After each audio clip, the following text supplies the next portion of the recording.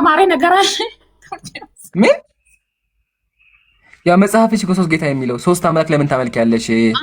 አንደኛው አምላክ ወላጅ፣ አንደኛው ተወላጅ አስገብቼ ማለት ነው። ትምህርት አልሐምዱሊላህ። እስካሁን አንቺም ትጃለሽ ኢንሻአላህ ወገኔ፣ አንቺም ትጃለሽ ኢንሻአላህ። ወላሂ ትጃለሽ አንቺም ባለ ሂደት ትጃለሽ። አብዛኛው ይገርምሻል ሲመጡ እንደዚህ አሊዝም ለምን እንደዚህ አንድ ሰው እኮ እሱን እናያለን እኮ ችግር የለውም። ብቻ ሂዳያ በአላህ እጅ። እስካሁን አንቺ ሶስት ቀን አዳምጠሽኛል። የኔን ትምህርት ሶስት ቀን አዳምጠሻል። ኢንሻአላህ ሳምንት ቆይሽ ሻሃዳ ትይዣለሽ ኢንሻአላህ። እስካሁን ሶስት ቀን ብቻ አዳመጪው። አሁንም አዳምጪ። ትናንትና ነበርሽ እዛው ይገዛል። እሺ አረ በስመ አብ ወወልድ መንፈስ ቅዱስ ነው። እንደዛ አይደለም። በስመ አብ ወልድ አይደለም ፍቅሬ፣ በስመ አብ ወልድ መንፈስ ቅዱስ ነው። በትክክል በቢያንስ እሺ፣ በስመ አብ ወልድ አይደለም። በትክክል አልቻልሽበትም ማለት እንደዛ አይባልም ነው ያልኩሽ። በቃ ዋናው ግን አሁን ፍቅሬ ሶስት አምላክ ለምን ታመልኪያለሽ? ሶስት አምላክ ሶስት አምላኮች ናቸው። ይሄ ሶስት አካል ነው። ሶስቱ አካል እሺ ምንድን ናቸው? ሶስቱ አካል ምንድን ናቸው? እሺ ሶስቱ አካል ምንድን ናቸው ንገረኝ። ስላሴ ነው። ስላሴ ማለት ስላሴ ነው የምታወራ። እስካሁን ሶስት አካል ማለት አብ ማለት አባቱ ነው። በወልድ ማለት የተወለደ ልጁ ነው። መንፈስ ማለት እሱ አካል ነው። ካላሰለቀ ከዚህ በኋላ ለምትፈልጋ ሹንታ መጅኑን ወላ አሁን ችግሩ መሰለሽ፣ አንደኛ አትቆጪ፣ በአላህ አትቆጪ። ችግር የለውም መቀረጋ ብለን በነገር እንፍታው። ችግሩን የተፈጠረውን ችግር ረጋ ብለን እንፍታው። አንደኛ ንግግር እኮ በስርዓት በስርዓት መስኪ መልሳሉ። ግን ስርዓት የለም። አንቺ እኮ የሰደብሽ እኔ እኮ ረጋ ብዬ እኮ ነው የማወራሽ። እኔ እኮ አልሰደብኩሽም። አንቺ እኮ የምትሰድቢው አንቺ ደደባልሽኝ፣ ድንጋይ ራሳልሽኝ። እኔ አልሰደብኩሽም። ችግር የለውም አልሰደብሽም። እሺ አላህ ሂዳያ ይስጥሽ። አሁን አዳምጪ ፍቅሬ። አሁን ምን መሰለሽኝ አንቺ እኛ ሶስት አካል ብንልም እኮ አንደኛ ወላጅ አንደኛ ተወላጅ ነው ብለሽኛል። አንደኛው አምላክ እኮ ይሄኛውን አምላክ ወልዶታል። ሶስተኛው አምላክ ደግሞ ከአፍ ወጥቷል። ሶስት ናቸው እኮ። ይሄኛው የራሱ አካል አለው ምድር ላይ መጥቶ ሞቷል። ይሄኛው ደግሞ ሰማይ ላይ ተቀምጦ ይሄኛው እንዲገደል አድርጓል። ይሄኛው ደግሞ ይሄኛውን አስረግዟል። ይሄ ነው ስላሴ። ስለዚህ ሶስት አካል ናቸው። ሶስቱ አካል ደግሞ አምላክ ናቸው። ኢቭን መጽሐፋችሁም ላይ እኮ አለ ያው ሶስት ጌቶች ናቸው ይላል። አሁን ሸሃዳ መያዙ ነው እንደ አንቺ እንትን ያለሽ ስለ ሸሃዳ መያዝ አንቺ ምን አስጨነቀሽ? ይኸውልሽ አሁን አንቺ የዝምድና ስራ እዛ ነው አለ። ለምን አስተምሮ ትምህርቱ ከተቀበለ ሰው ከመንገድ ከመጣ ነው። እሱ አውርቶ ጠዋት ጀምሮ ገብቶ ገስት ላይ አውርቶ ዜሮ ከገባ ዜሮ ይባላል ማለት ነው። ዜሮ ለኩሳለች እቺ እናት ያክበርድን መቼም። ኧረ ፍቅሬ ለአላህ ብለሽ ቆይ፣ ምን ለአላህ ብለሽ አላህ ምን ታውቃለችና ነው? ቆይ ብርቅ ይቅርታ አንቺ ታውቃለሽ ለአላህ አንድ ነገር ሲጠይቅ እኮ አሁን አሰነሽ ፍቅሬ እንረዳዳ። ቆይ ፍቅሬ እንረዳዳ። አሁን ወንድ ከሆናችሁ ላልሽው ወንድና ሴት በጾታ ይለያያል። ታውቂያለሽ አይደለ? ወንድ ነው ቁሞ ነው የሚሸነው፣ ሴት ናት ቁጭ ብላ ነው የምትሸነው። ታውቂያለሽ አይደለ? ስለዚህ እንደዚህ ሁሉ አብና ወልድ አባት ነው፣ ወልድ ደግሞ ልጅ ነው። ስለዚህ አባትና ልጅ እኩል አይደሉም ነው። አባት ስራው ሌላ ነው፣ አባትነት ነው፣ ደግሞ ልጅነት ነው። ቢያንስ የዝምድና ልዩነት እንኳን ማወቅ አለብሽ። አንድ ናቸው አይባልም። አሁን አንቺ ቆይ ግን ኢምራን የኦርቶዶክስ ናት ፕሮቴስታንት? ምን አገባሽ? ዝም ብለሽ በጨበጣለሽ እንዴ? እናሊላ የብንተል ሐላል خلاص እንደዚህ አንድ ጥያቄ ስጠይቅሽ እኮ አሁን በፊት ነው የምትፈልሽ። አንቺ ትሳደቢያለሽ የብንተል ሐላል። እኛ ስለ ወንጌል ነው የምናወራው፣ ስለ ስድብ አላወራንም። እንዴ አንተ ትሳደቢ እንዴ? ምን ነው ሸዋ አራው ረዳትና ሌላ የሚገባ ሰው አስገባ እንዴ? ስንት ሚሊዮን ክርስቲያን እኮ ነው ያለው። ያንቺን ስድብ የሚሰማል እንደዚህ አይገባሽ ውስጥ ገብተሽ እንደዚህ አዴ በአላ በሚዳምን አንድ ጥያቄ ጠይቀሽ ማስየለሽ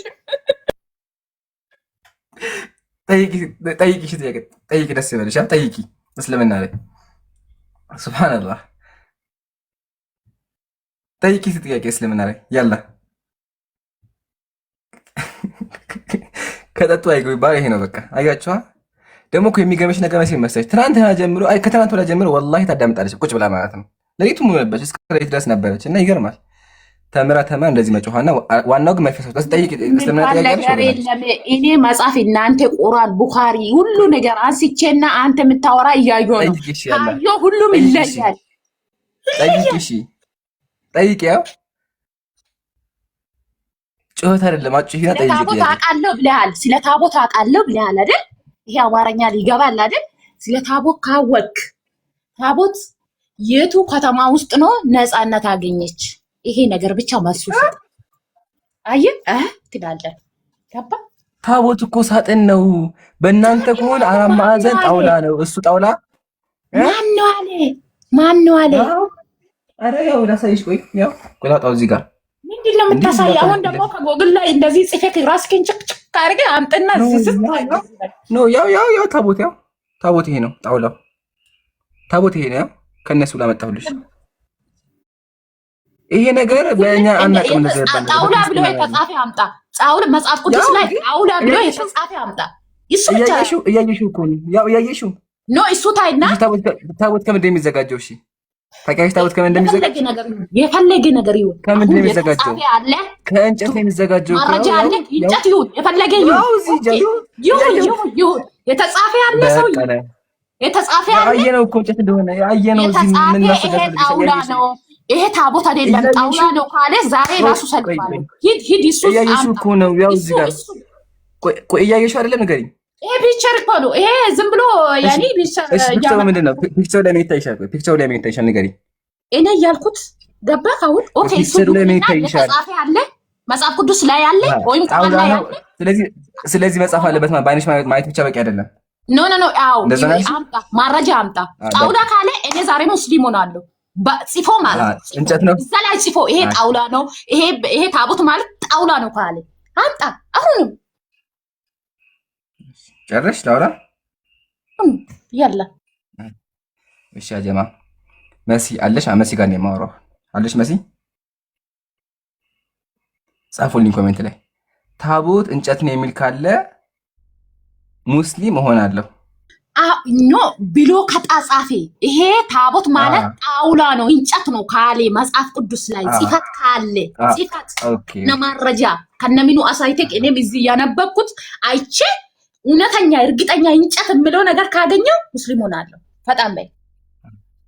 በጣም ጥሩ ጥያቄ። ስለዚህ አጀማ ኮሜንት ላይ ጻፉልኝ ታቦት እንጨት ነው የሚል ካለ ወይም ደግሞ ጣውላ ነው የሚል ካለ ምን ትሆናለህ? ምን ትሆኛለሽ? ድገሚ እስኪ ምን ትሆኛለሽ? ባይ ፈልግና አንዴ ድገሚው። ማረጃ አጣ ወላ አቅርባለሁ።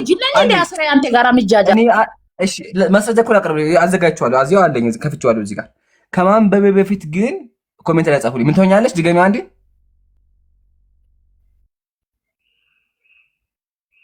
ድገሚው። የት ገባች? ይሄን ያልኩህ ሄደች። በቃ ታቦቱን እያሳየኋት ስዕሉን እንጨት ነው የሚል አመጣለሁ። ወላሂ አለ። ድጋሚው ምንድን ነው ያልሽው? አትደውሉኝ፣ እዚህ ታች ሆናችሁ አንበብ። ማን የሚደውልልኝ? እንጨት ታቦት እንጨት ይሄ የተጻፈ እንጨት ምናምን የሚል ካለ ምን ትሆኛለሽ? ሚቃል ማለት ነው። እሱ ብቻ አምጣ። አትደውሉ በእናታችሁ። ከዛ ምንድን ነው የምትሆኚው?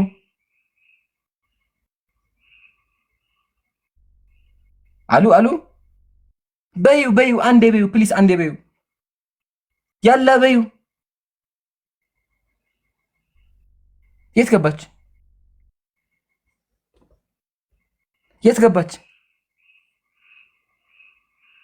ኧረ እባክሽን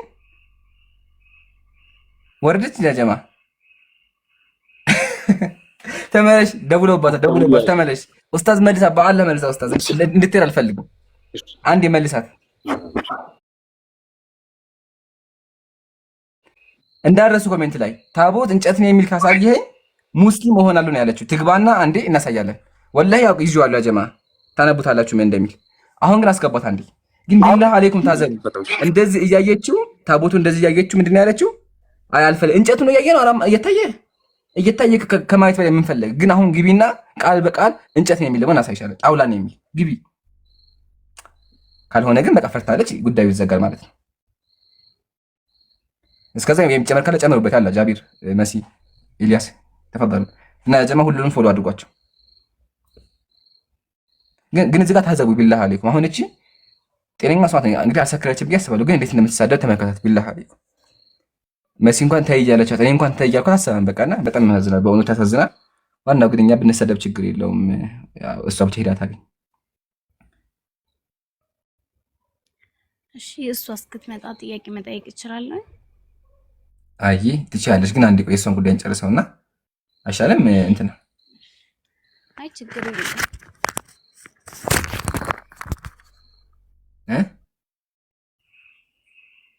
ችግር የለውም። የእሷን ከጨረስክ የኔ ምትሰጥ ችግር የለውም። እሺ ብሮ ምናምን ኔትወርክ ከሰራች ታች ካለች ገስቱን አላመጣም አለኝ። እሺ ሞዴሬት እኔ ገስት ላይ አይቻታለሁ። የለች ፈልጓት እናንተ ወይም ኮሜንት ላይ ጻፋለሁ ብለሽ ኮሜንት ላይ ከጻፈች አስገቧት።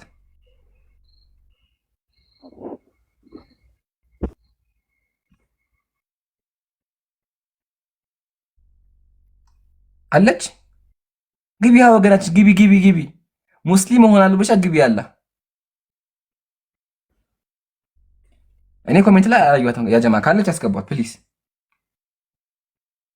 ይወቱም ይምሩ አለች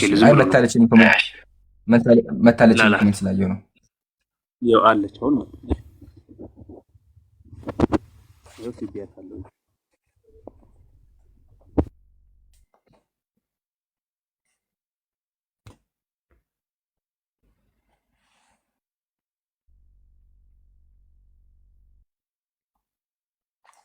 ገባች ማለት ወጣች። ኔትወርክ ሆነ እንደገና ነው ግቢና ያላ አስገባትና ይሄን ጉዳይ መጨረስ አለብን መጀመሪያ። እሺ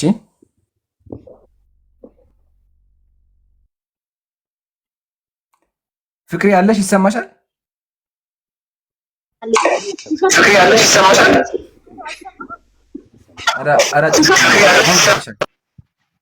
አረ አስታኪ እንትሽ ማይክሽ ይረብሻል። አሁን ድጋሚ ነው። እኔ ወላሂ አውሮ ከራሱ አይተው ድጋሚ ገስት ላኪ አስታኪሽ ገስት ላኪ።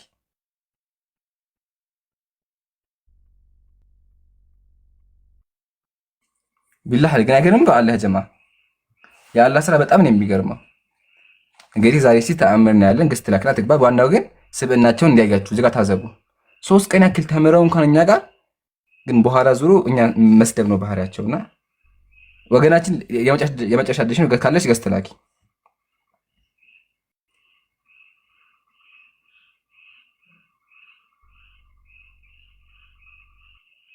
ሳብኳት ነው አይምሩ ኔትወርክ ወይ መስለኛል። ትንሽ ጠብቃት። ችግር የለውም እንጠብቃለን።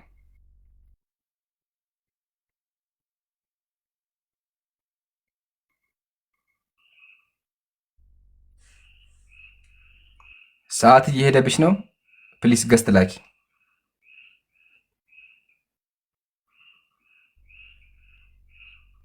ኮሜንት ላይ ተሳደበለን ታውዙብላ። ግን እኮ ልዩነቱ አየረል ባለ እንደዚህ የተሳደበሽ ነይ ግብልን የጠበቅነሽ ነው። እኛ ቢኖር እነሱ ቤት እኮ አስበዋል። በስራቱን ከናውር ማውራት እኮ አንችልም። ወላሂ አልሐምዱሊላህ ጠርተን እኮ ነው። ካልሆነ በቃ ማስረጃ ሳይችል ጨርስ ነው። ቆይ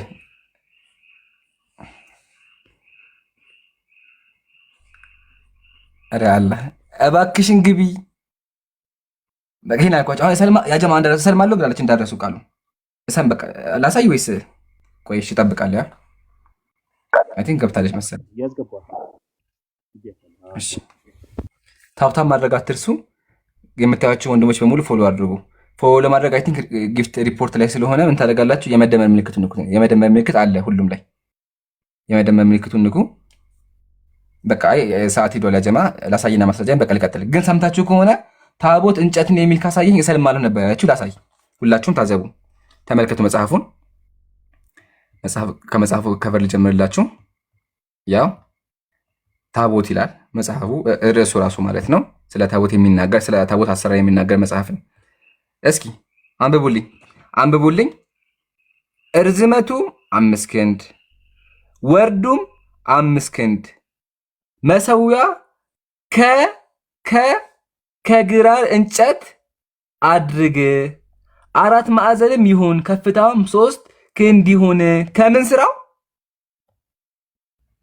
ቡም ያላ ሻሃዳ። አሁን የግቢና ሻሃዳ ያጂ አያችሁ አይደለ? ምንድነው? እንጨት ነው። ቀይን ያልኳቸው ያው እንጨት እንደሆነ አይተነዋል። እዚህ ጋር ሳይቻቸዋል። እንጨት እንደሆነ ያው እንጨት ነው። እንጨት የሚል ጽሑፍ አምጣላችሁ ደግሞ ያው እንጨት ነው። ከእንጨት ነው የሚሰራው። የት ነው የሚገኘው? እናንተ የምታመልኩት ሳታውቁት እንዴት ነው የምታመልኩት? አንቺ አምላክ የምታመልኪው ስላየሽው ነው? አይ ማለቴ እኛ አሁን ተናግሯል እናውቀዋለን። ለኛ ሲል ደግሞ ወርዷል ተሰውቶልናል። አምላክ አይተሽዋል? እኔ ባላይም ታይቷል ይባላል። መጽሐፍ ቅዱስን ኢየሱስ ምን አለ? አብን ከቶ አላያችሁትም አለ። አብን ያየው ማንም የለም። አብን አላየንም፣ ወልድን እንጂ። አብን ተመልካለሽ? አትመልኪውም? አመልከዋለሁ። አይተሽዋል? አላየሽውም? አላየሁትም። ስለዚህ የምታመልኪው አምላክ ያልታየ አምላክ ነው። ለምንድን ነው ያልታየ አምላክ የምታመልኪው? አንቺ ባልሽው መሰረት እኔ አሁን አውቀዋለሁ ማለት እንደተናገረው ከሆነ አምላክ ነው። በመናገር ደረጃማ ቁርአን ላይ አምላካችን ስለራሱ ነግሮናል። አሁን ጥያቄያችን ስለማየት ነው። አንቺ ገብተሽ የማታዩትን ያላያችሁትን አምላክ ለምን ታመልካላችሁ አልሽኝ። ጥያቄ አንቺ የምታመልኪው አምላክ ደግሞ አልታየም እኮ አይደል እንዴ? ስለዚህ ለምንድን ያልታየ አምላክ የምታመልኪው? እኔ ማመልከው ጌታ ስለሆነ አምላክ ብቸኛ ገዢ ስለሆነ ነው ብዬ ነው ማመልከው። አልታየም ብለሽኛል። አልታየም። ስለዚህ መታየት መስፈርት አይደለማ። አንድ አምላክ ለመመለክ መታየት የለበትም አይደለም? አዎ መታየት የለም። አሁን በይ ወደ ስለ ጥያቄ ብትጠይቂኝ ስለምን ያልገባሽን ጠይቂ። አሁን ይቻላል። ቀጥል። እሺ የእናንተ አምላክ የት ነው እና እንዴት ነው? የእናንተ አምላክ የት ነው የሚገኘው? ምንድነው የሚመስለው?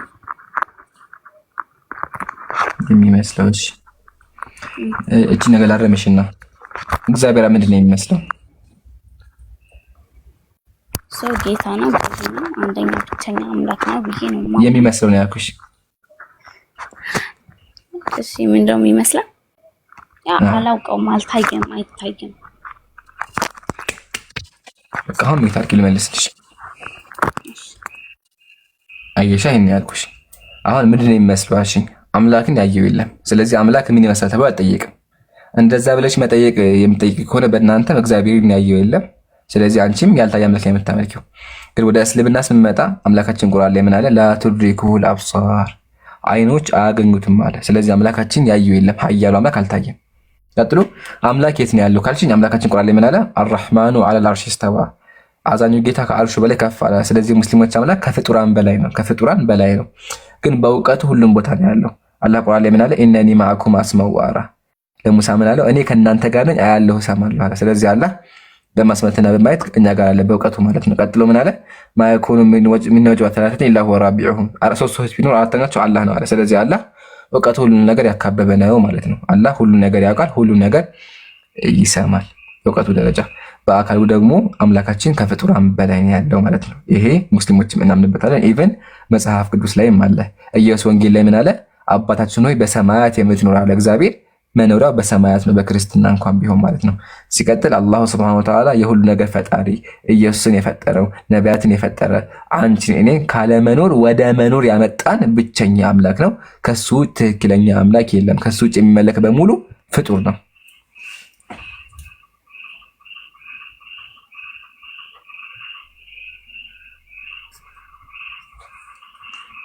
ያልገባሽ አለ?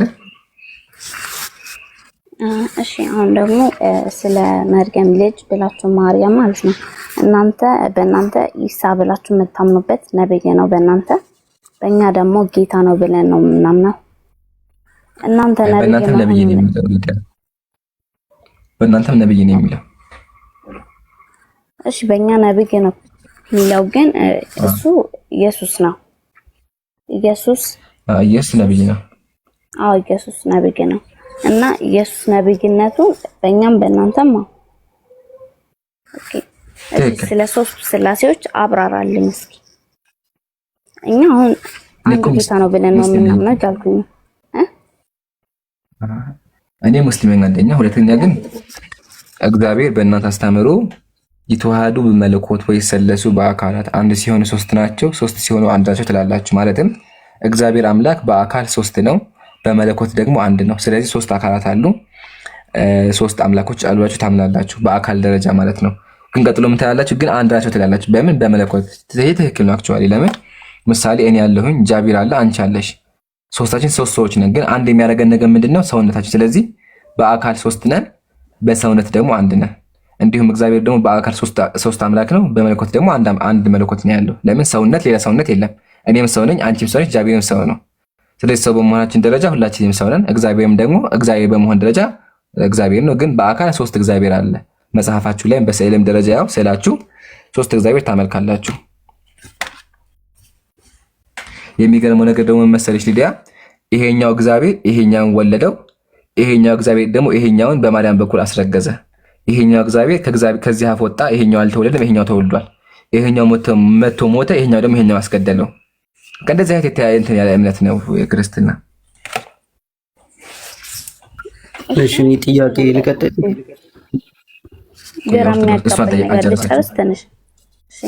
ግራ የሚያጋባኝ ነገር ልጠይቅህና ያው እኔ መጽሐፍ ቅዱስ ብዙ አላጠናሁም፣ ግን እናንተ እውነተኛ ሃይማኖት የምትሉት ኢስላም ነው እስልምና ነው ትላላችሁ።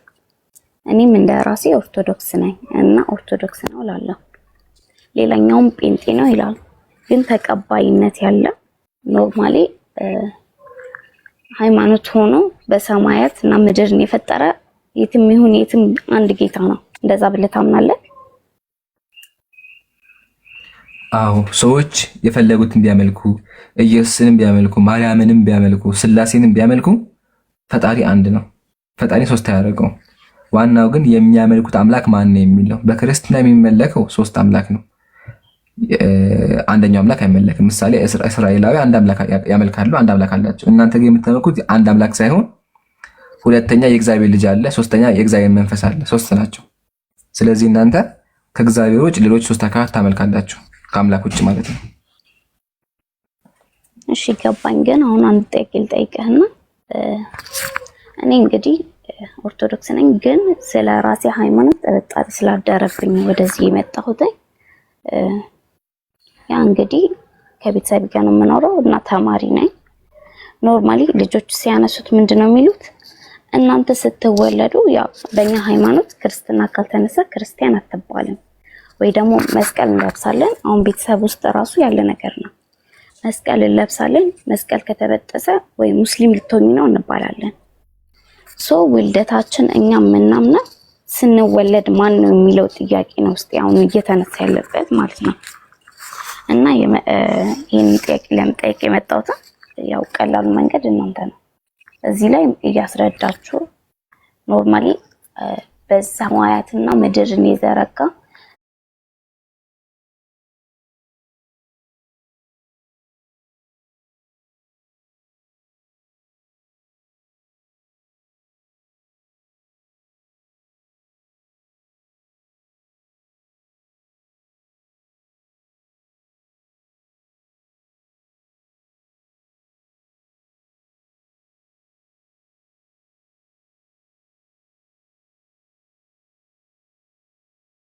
ትችላለህ?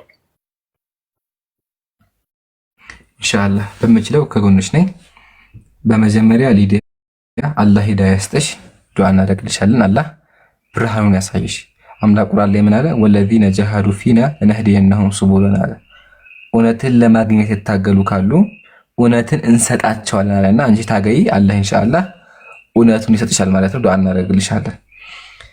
ሁለተኛ በክርስትና አንድ ሰው ካልተጠመቀ ክርስቲያን ሆኖ ነው ትክክል ነሽ። ኢየሱስ ምናለ ወንጌል ላይ በእናንተ በመጽሐፍ ቅዱስ መሰረት ያመነ የተጠመቀ ይድናል አለ። ስለዚህ ለመዳን ማመንና ውሃ ውስጥ መነከር አለባችሁ የሚል አስተምሮ አለ። ስለዚህ አንድ ሕፃን ልጅ ከተወለደ በኋላ ምን ይደረጋል? ውሃ ውስጥ ይነከራል። ግን ጥያቄ ያ ልጅ እኮ ሲነከር መጀመሪያ እኮ አላመነም ነበረ፣ ሳያምን ያጠምቁታል ማለት ነው። ግን በእስልምና እንደዚህ የሚባል ነገር የለም። በእስልምና ያለው እምነት ነው። አንድ ሰው የሚያድነው ውሃ ውስጥ መነከር ሳይሆን አላህ ለሰው የሰጠውን የአብርሃም መንገድ መከተል ነው። ሊዲያ እውነትን ማግኘት የምትፈልጊ ከሆነ ቀላል ነገር ልምከርሽ። ኢየሱስ ወንጌል ላይ ምን አለ? እኛ መዳን ከአይሁድ ነውና ለምናውቀው እንሰግዳለን አለ። ኢየሱስ ምን አለ? ለአምላክ እንሰግዳለን፣ እኔም እሰግዳለሁ ለአምላክ አለ። ስለዚህ ሊዲያ እውነት ማግኘት የምትፈልጊ ከሆነ ኢየሱስ አምላኬ አምላኬ ለምን ተውከኝ እያለ ሲያመልከው የነበረውን አምላክ አምልኪ። ይሄ ነው መጀመሪያ፣ ይሄ ነው የመጀመሪያ ስቴፕ ይሆን። ለምን ኢየሱስ ራሱ ምን አለ? ፊተኛይቱ ትእዛዝ እስራኤል ሆይ ስም አምላካችን አንድ አምላክ ነው አለ። ስለዚህ ያንን አንድ አምላክ አምልኪ። ሙስሊሞች የምናመልከው የአብርሃምን የኢየሱስን አንዱን አምላክ ነው የምናመልከው። በዚህ ከተስማማን ታዲያ የአንድ አምላክ መጠሪያው ማን ነው ካልሽኝ ደግሞ መጠሪያው አላህ ነው፣ እግዚአብሔር አይደለም። እግዚአብሔር የሚለው ስም ኢትዮጵያውያን የኢትዮጵያ ቄሶች ለእግዚአብሔር ለአምላክ ያወጡለት ስም ነው። ለአምላክ ስም አወጡለት። ሙስሊም ግን ለአምላክ ስም አያወጣም። አምላክ ራሱን በሰየመበት መንገድ የምንጠራው አምላክ ቁርአን ላይ ምናለ ሙሳ ራሱ ሲናገር ኢነኒ አነላህ ሙሳ እኔ እኮ አላህ ነኝ አለው። ስለዚህ መጠሪያው አላህ ነው። ኢየሱስ ራሱ ይገርምሻል ሲያስተምራለ በኢየሱስ ቋንቋ መሰለኝ ኢየሱስ የሚናገር አራማይክ ነውና በአራማይክ ቋንቋ ይገርምሻል የአምላክ ስም አላህ ነበር። እሱን ክፍል ላሳይሽ እንደውም በማስረጃ እንዲሆንልሽ ላሳይሽ። ያው የአምላክ ስም መሰለሽ ተመልከቺኝ። የአምላክ ስም ያው አላህ ነው። ስለዚህ ኢየሱስ ራሱ አምላኩን አላህ የሚያመልከው ተመልከቺ። አሁን ሆሊ ባይብል ነው ፍሮም ደኒሽ ቴክስት ነው ያወጣሁልሽ። ምን ብሎ ነው የሚያስቀምጠው? ያው ጋድ አላህ ይላል። ስለዚህ ኢየሱስ ራሱ አምላኩን አላህ ብሎ ይጠራው ነበረ። በዚህ ከተስማማን ቀጥሎ እውነት ኢየሱስ አምላክ ነው እንደሚል ጥያቄ ይነሳል። ይሄ ጥያቄ ደግሞ ሲነሳ ምን ታደርጊያለሽ? መጀመሪያ አምላክ መጽሐፍ ቅዱስ ላይ ምን አለ? እኔ አምላክ ነኝ እንጂ ሰው አይደለሁም ማለት። ስለዚህ አምላክ ሰው አይደለም፣ ኢየሱስ ደግሞ ሰው ነው። በዚህ ሀዘን ሲቀጥል ኢየሱስ መጽሐፍ ቅዱስ ላይ አምልኩኝ ብሎ አያውቅም። አምላክ ነኝ ብሎ አያውቅም። አምላክ ነኝ ካላለ ሐዋርያት ካላመለኩት ለምን ታመልኪዋለሽ? አይሽ አይደለ? ሲጀመር መጽሐፍ ቅዱስ ላይ ምንድን ነው ያለው? እግዚአብሔር እኔ ለብቻዬ ሰማይና ምድር የዘረጋሁኝ ከኔ ጋር ማን ነበር አለ። ትንቢተ ኢሳይያስ ምዕራፍ 42 ላይ እግዚአብሔር ምን አለ? ሰማይና ምድር የፈጠርኩኝ ከኔ ጋር ማን ነበር? ስለዚህ እግዚአብሔር ብቻውን ነው ሰማይና ምድርን የፈጠረው። ግን እነሱ ክርስቲያኖች ተመልከች፣ መጀመሪያ ጥቅሱን ላሳይሽ እንድታምኚ ማለት ጥቅሱን እያሳየሁሽ ልቀጥያው። እግዚአብሔር ምን አለ? እኔ እግዚአብሔር ነኝ፣ ከእኔ በቀር ሌላ ማንም የለም፣ ከእኔ በቀር ሌላ አምላክ የለም አለ። ቀጥሎ ምን አለ? ብቻዬን ምድርን የዘረጋሁ ምድርን ያጸናሁ እግዚአብሔር እኔ ነኝ፣ ከእኔ ጋር ማን ነበር አለ። እግዚአብሔር እኔ ብቻዬን ሰማይና ምድር ፈጥሬያለሁ አለ። ታዲያ ክርስቲያኖች ምን አለ? ክርስቲያኖችማ ብቻህን አይደለህም፣ ከጎንህ ሌሎች እግዚአብሔሮች አሉ። ይሄኛውም እግዚአብሔር ነው፣ ይሄኛውም እግዚአብሔር ነው፣ ይሄኛውም እግዚአብሔር ነው አሉ። የሚገርመው ነገር ደግሞ ቀጥሎ ምናምን ተመልከቺ። እግዚአብሔር ሰማይና ምድር ሲፈጥሩ አሉ። ተመልከቺውማ ሲፈጥሩ ይሁ ያ ቅድመ ዓለም ስላሴ ዓለምን ሳይፈጥሩ እዚህ ጋር ደግሞ ተመልከቺ። ከላይ ዘለየዋለሁ መሰለኝ አይ ቲንክ ያው የቅዱስ ቅዱስ አዳምና ሔዋንን እናንተ እንደመሆና ፈጣሪዎቻቸው እንደመሆናቸው ፈጣሪዎቻቸው። ስለዚህ አዳም ብዙ ፈጣሪ ነው አለ ይላል። ግን እግዚአብሔር ምንድን ነው? እኔ ብቻዬን ፈጥሬያለሁ አለ። ክርስቲያኖች ፈጣሪ አላቸው። አዳም ፈጣሪዎች ብዙ ናቸው አሉ። 3 ናቸው አሉ። ፈጣሪዎች ናቸው አለ። እግዚአብሔር ምንድን ነው? እኔ ብቻዬን ፈጣሪ ነኝ አለ። አይሽ አይደለ? ስለዚህ ክርስትና ማለት 3 አምላክ የሚያስመልክ ከመጽሐፍ ቅዱስ ውጭ የሚያስተምር አስተምሮ። ይገርምሻል አይሁዳውያን ራሱ አሁን ድረስ እስቲል አይሁዳውያን አንድ አምላክ ነው የሚያመልኩት። ክርስትና ግን 103 አደረጋቸው። የሚገርመኝ ነገር ደግሞ ቅድም እንዳልኩሽ አንደኛው እግዚአብሔር ከአንደኛው እግዚአብሔር ወጣ ተብሎ ይታመናልና ይሄ ነገር ለመቀበል ይከብዳል። ግን ሙስሊም ጥርት ያለ ነገር የሚቀበለው በቃ ምንም ለአእምሮም አይከብድም። አሁን በክርስትና ብትጂ 3 ናቸው አንድ ናቸው፣ አንድ ሲሆኑ 3 ናቸው ይባላል። በእስልምና ግን የለም። በቃ ኢነመላሁ ኢላሁን ዋሂድ አላህ አንድ አምላክ ነው። 4 ነጥብ በቃ 4 ነጥብ አላህ አንድ አምላክ ነው። خلاص ይሄ ነው እስልምና። እና ይሄን ተማሪ ይሄን ወቂ ዱዓ አረግልሻለሁ። አላህ ሂዳያ ይስጥሽ። ጃ አለ ጃ ደግሞ ያው ሰለምቴ ስለሆነ ክርስትና ያለውን በደንብ ስለሚያውቀው ያው ያሳለፈውንም ስቴፕ ማለት ነው። ኢንሻአላህ በደንብ ያስረዳሻል ብዬ አስባለሁ። ጃቢር አለ። እሺ ሰላም አለይኩም። ወአለይኩም ሰላም ወራህመቱላሂ ወበረካቱ። እሺ ሊዲያ እንዴት ነሽ? ሰላም ነው አለሁ። እግዚአብሔር ይመስገን። አንተ እንዴት ነህ? አልሐምዱሊላህ ደህና ነኝ። ያው ይምሩ የተወሰነ ነገር ነግሮሻል። እዛ ነገር ላይ ለመጨመር ያክል ያው ከውልደት ስንነሳ አንቺ እንዳልሽው ማለት ነው እና ማለት እንደ ክርስትና ሃይማኖት የሰው ልጆች ክህደት ላይ ነው የሚፈጠሩት እና ከዛ በኋላ ከተጠመቁ በኋላ ነው ወደ አማኒነት የሚመጡት ማለት ነው። ይሄ ደግሞ እንዴት ያለ ማለት ትንሽ ለጭንቅላት ለመቀበል ራሱ ይከብዳል። ምንም የማያውቁ ሕፃን ልጆች ክህደት ላይ ተፈጠሩ ብሎ ማመኑ ትንሽ ተገቢ አይመስለኝም። እንደገና ደግሞ ይሄኛው በቃ ይሄ ከእውነት የራቀ መሆኑን የምንረዳበት መንገድ አንደኛ ነገር ለጭንቅላት የሆነ ቀላል ነገር አይደለም፣ የሚከብድ ነገር ነው። ሁለተኛው ነገር ደግሞ እርስ በርሳቸው ራሱ ያልተስማሙበት ነገር ነው። እኔ ስለ ጥምቀት ስለ ልጆች ጥምቀት ምናምን ብታነሺ ክርስቲያኖች እርስ በርሳቸው ሁሌ ሲጨቃጨቁበት የሚውሉት በዚህም ደግሞ ጭቅጭቃቸው የሆነ ዳር ላይ እስካሁን ያልደረሱበት ሁኔታ ነው ያለውና ይሄ በቃ ስታየው ሰውኛ አይነት ሐሳብ እንደሆነ መረዳት ይቻላል። ግን በእኛ ሃይማኖት ስትመጪ አንድ ሰው አማኒ ሆኖ ነው የሚፈጠሩ ማለት በቃ የፈጣሪ ባሪያ ሆኖ ነው የሚፈጠረው። ማለት የፈጣሪን ጌታዬ ብሎ በመቀበል ኮንዲሽን ውስጥ ነው የሚፈጠረው ብለን ነው የምናምነው። በእኛ በእስልምና ልጆች ሲፈጠሩ ንጹህ ናቸው፣ በጣም ንጹህ ናቸው። ፈጣሪን የካዱ በክህደት ላይ ሳይሆን በእምነት ላይ ሆኖ ነው የሚፈጠሩት ብለን ነው የምናምነው። ይሄ አንዱ ትልቁ ፖይንት ነው ማለት ነው፣ እስልምናና ክርስትና ላይ የሚያለያያቸው ነገር ማለት ነው። ክርስትና ምንድን ነው ስንል ክርስትና ማለት በኢየሱስ ክርስቶስ አምኖ የተጠመቀ ማለት ነው። በክርስቶስ ታምኛለሽ፣ በስላሴ ታምኛለሽ፣ ትጠመቂያለሽ ነው። እና ይሄ አስተምሮ የመጣው ክርስቶስ ራሱ በነበረበት ዘመን ያልነበረ ትምህርት ነው። ክርስቶስ የትኛውን ቦታ ላይ ክርስቲያን ሆኑ ብሎ ሲያስተምር አናገኘው ማለት ነው። በነቢያትም ያልተሰበከ ነቢያትም የማያውቁት ሃይማኖት ነው በግልጽ ማለት ነው። ያው ክርስቲያኖች ይህንን ነገር መቀበል አይፈልጉም እንጂ እውነቱን ያውቁታል። መናገር አይፈልጉም፣ በአፋቸው መመስከር አይፈልጉም። ወደ እስልምና ስንመጣ ግን እስልምና ሃይማኖትን ነቢያት ሰብከውታል ወይ ብለን ብትጠይቅ አሁን ነው የምንለው። ከነቢዩ መሐመድ በፊት እስልምና ሃይማኖት ነበረ።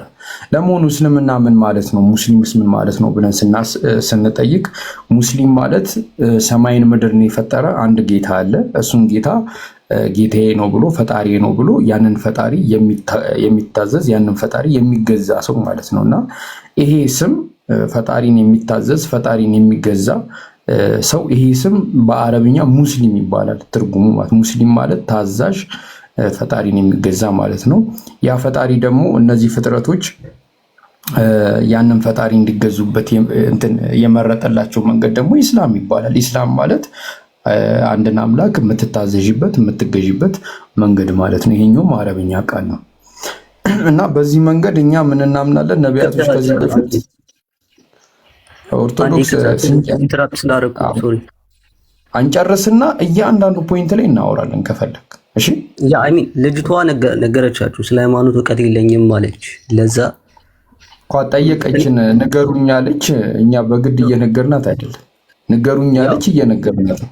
አይና ልጅቷ ሲጀመር ስለ ሃይማኖቷ ኮንፊውዥን ካላት የሃይማኖትን ሰዎች ነው መጠየቅ ያለባት እንጂ ከአንድ የአማናዊ ከሆነ ሰው ጋር አይደለም የምትጠይቀው። አይና አግሪው ዚ ግን እኔ አሁን ክሊም ማድረግ ምን መሰለክማ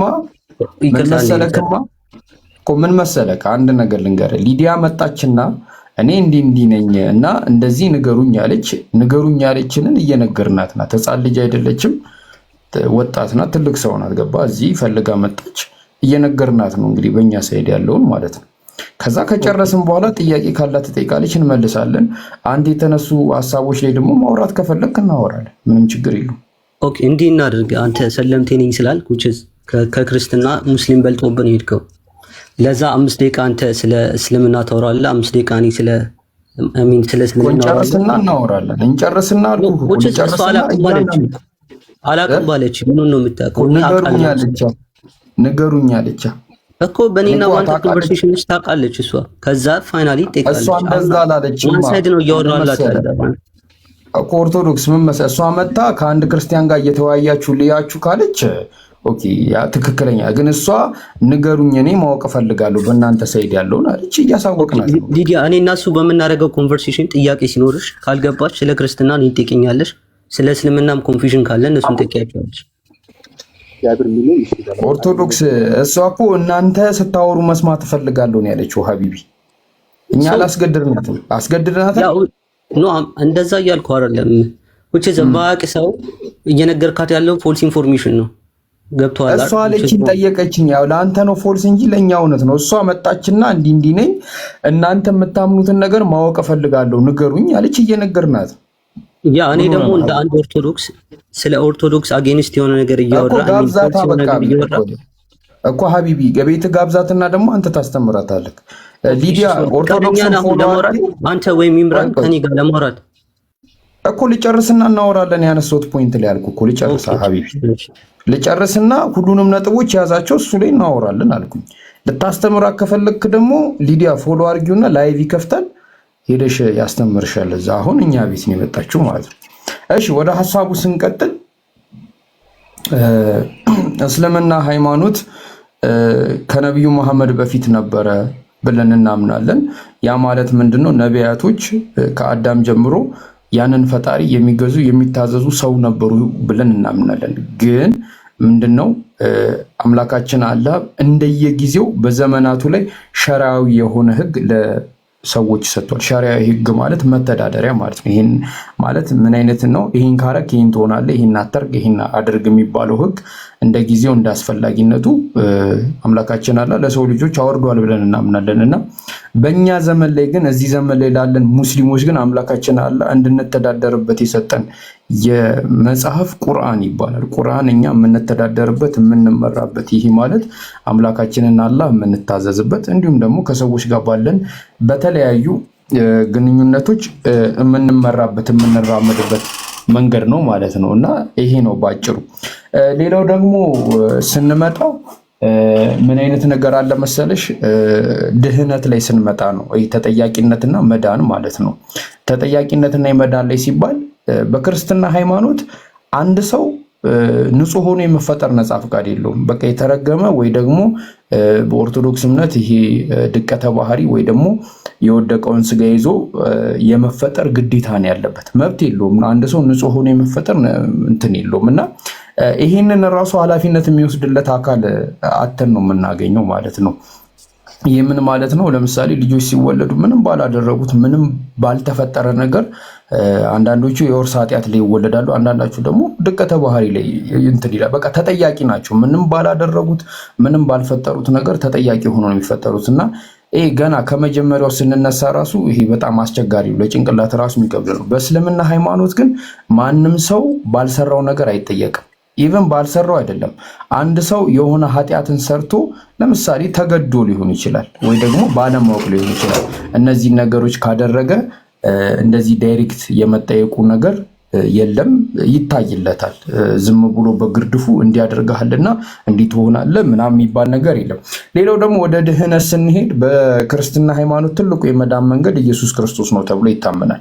እና እኔ አሁን ኢየሱስ ክርስቶስ ለሰው ልጆች መጥቶ መሰቀሉ እንዴት ነው ፈጣሪ የሰው መስዋዕት የሚቀበለው አንድ ሰው?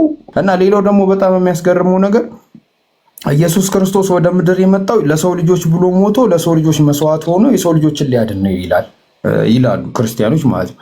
አሁን አንዱ ጥያቄያችን ለምንድን ነው ኢየሱስ ክርስቶስ ወደ ምድር ሲመጣ ማለት ኢየሱስ ክርስቶስ ወደ ምድር ሲመጣ ያውቅ ነበረ ወይ? እንደሚገደል እንደሚሰቀል ያውቅ ነበረ ወይ ብለን ስጠይቃቸው ያውቃል ይሉናል። ከዛ ክርስቶስ ደግሞ ይዞርና ደግሞ አልሞትም፣ አልገደልም፣ አልሰቀልም ብሎ ሲታገል ሲደበቅ ሲያዝን ሲያለቅስ እናገኘዋለን። እና ይሄ ራሱ አንዱ ሌላው ኮንፊዥን ነው። እና በጣም ብዙ ኮንፊዥኖች አሉ። እና በእኛ በእስልምና ሃይማኖት ግን መዳን ምንድን ነው ሲባል አንድ ሰው ያምናል። መጀመሪያ ማመን ሲባል ዝም ብሎ ይሄ ማመን ጸልየሽ ተገልጦልሽ እንዲህ ዕጣን ተጨሶልሽ የሚባል ነገር የለም። አንድ ሰው ያነባል፣ ካነበበ በኋላ ያውቃል፣ ያወቀውን ነገር ያምናል፣ ባወቀው ነገር ደግሞ ጸንቶ እስከ መጨረሻው ይቆያል፣ መልካም ስራዎችን መስራት እንዳለ ሆኖ ማለት። በእስልምና ሃይማኖት እነዛ ያመኑ ደግሞ መልካምን ስራ ያደረጉ ሰዎች በጀነት ዘውታሪ ናቸው ይለናል አምላካችን አላህ። እና ምንድነው በእስልምና ሃይማኖት አንድ ሰው መዳን ከፈለገ ያምናል፣ ካመነ በኋላ መልካም ስራዎችን ያደርጋል። ግን ሰው ፐርፌክት አይደለም፣ ጥፋትን ሊያጠፋ ይችላል። ስለዚህ አምላካችን አላህ ይቅር ባይና አዛኝ ነው። እነዚህ ነገሮች ተደምሮ ለእያንዳንዱ ነገር ተመጣጣኝ ነገር አምላካችን አላህ ይሰጣል ብለን እናምናለን። በቃ በአጭሩ ክሊርሊ ይሄ ነው። ሌሎች በጣም ብዙ ማዕት ነገሮች አሉ። አሁን ከክርስትና እንደወጣ ያደረገኝ በጣም ማዕት ነገሮች አሉና እንዳይረዝምብሽ በአጭሩ እነዚህን ትልቅ ጥሩ ፖይንቶች ላስቀምጥልሽ ብዬ ነው። ጥያቄ ካለሽ መቀበል ይችላል።